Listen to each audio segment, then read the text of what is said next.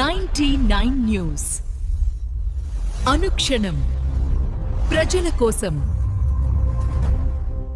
నమస్కారం. 99 న్యూస్ కి స్వాగతం.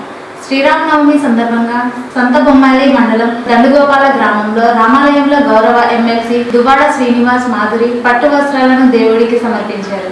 ప్రత్యేక పూజలు నిర్వహించారు. అనంతరం ఆర్హెచ్పురం గ్రామంలో నూతనంగా నిర్మించబడిన రామాలయం గుడి ప్రతిష్ట కార్యక్రమంలో పాల్గొని దేవునికి పట్టు వస్త్రాలను సమర్పించి ప్రత్యేక పూజలు నిర్వహించారు.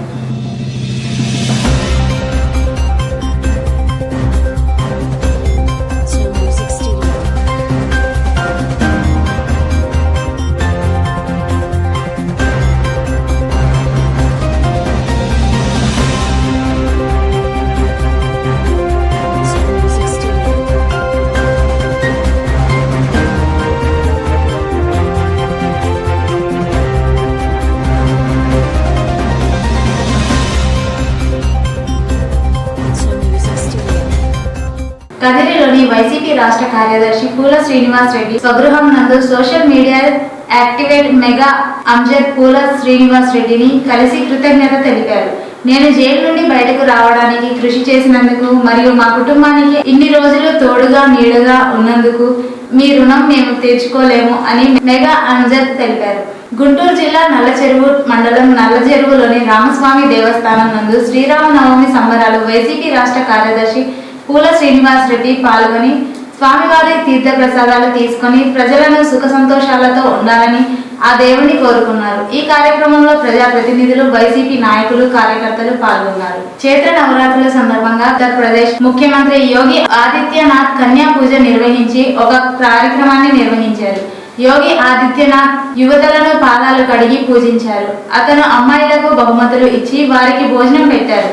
ఒక చిన్నారి అమ్మాయి అతనికి చిన్న బుల్డోజర్ బొమ్మను బహుమతిగా ఇస్తూ వీడియో వైరల్ అయ్యింది. అతనికి బుల్డోజర్ అంటే ఇష్టమని తనకు తెలుసు కాబట్టే ఆ బొమ్మను ఇచ్చానని ఆ అమ్మాయి పేర్కొంది.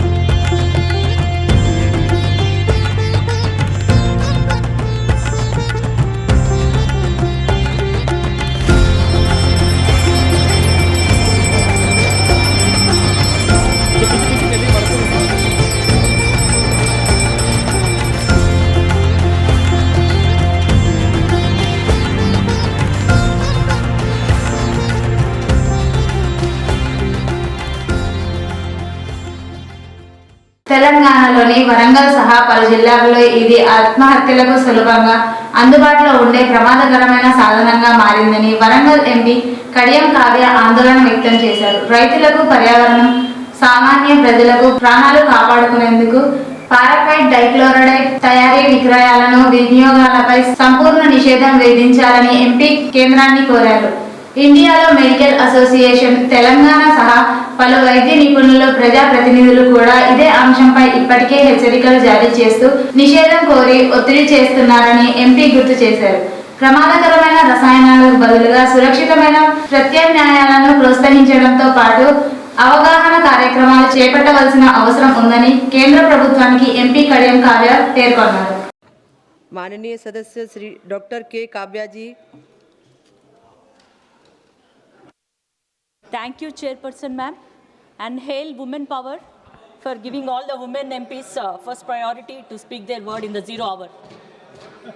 Ma'am, paraquat dichloride is an internationally recognized most acutely toxic herbicide used in agriculture, and even a minimum exposure of that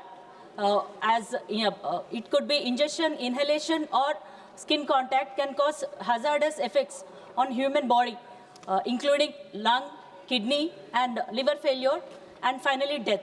And the sad thing here is there is no antidote for this dangerous poison, which is frequently used by the poor farmers. It is also causing harm to the sand, water and soil, madam. So Even the 70 countries like China, UK and others have banned this.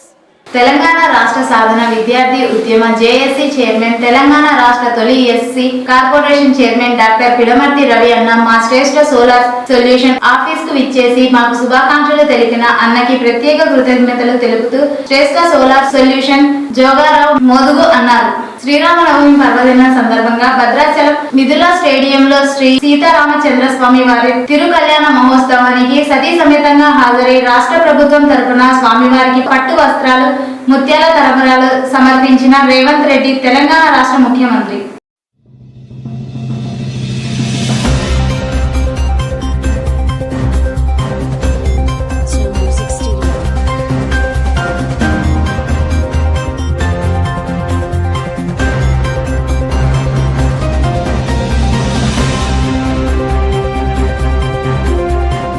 Nandyal పట్టణంలో ఒక చాయ్ cafe లో మాజీ MLA Shilpa Ravichander Kishore Reddy సామాన్యుడిగా సందడి చేశారు. హోదాను పక్కన పెట్టి అందరితో కలిసి చాయ్ తాగుతూ సరదాగా ముచ్చటిస్తూ అందరిలోనూ కొత్త ఉత్సాహాన్ని నింపారు. కులమతాలకు అతీతంగా అందరినీ శ్రీరామనవమి శుభాకాంక్షలు తెలియజేశారు. శిల్పారెడ్డి అధికారం ఉన్నా లేకపోయినా ఎప్పుడు ప్రజల మనిషే అని నిరూపించుకున్నారు. తిరుపతి జిల్లా రైల్వే కోడూరులో మరొక వీడియో విడుదల చేసిన జనసేన ఎమ్మెల్యే బాధిత మహిళ.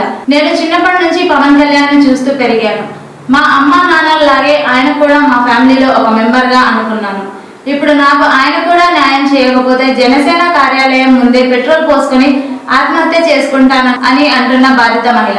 తెలంగాణ ఉద్యమకారుల హక్కుల కోసం అసెంబ్లీ ముట్టడించే సందర్భంలో పోలీసులు అక్రమంగా అరెస్టు చేసి అఫ్జల్గంజ్ పోలీస్ స్టేషన్ కు తరలించారు. అక్రమ కేసులను నిరసిస్తూ పోలీస్ స్టేషన్ ఆవరణంలో నిరాహార దీక్షకు కూర్చోవడం జరిగింది. అక్రమ అరెస్టులను ఖండిస్తూ ఉద్యమ అన్నదమ్ములను, అక్క చెల్లెలను బేషరతుగా విడుదల చేయాలని డిమాండ్ చేస్తూ దీక్ష చేయడం జరుగుతుంది అని బోకే పద్మ, తెలంగాణ ఉద్యమకారులు జేఏసీ రాష్ట్ర చైర్మన్ అన్నారు. ఈ వార్తలు ఇంతటితో సమాప్తం. 99 న్యూస్ అనుక్షణం ప్రజల కోసం.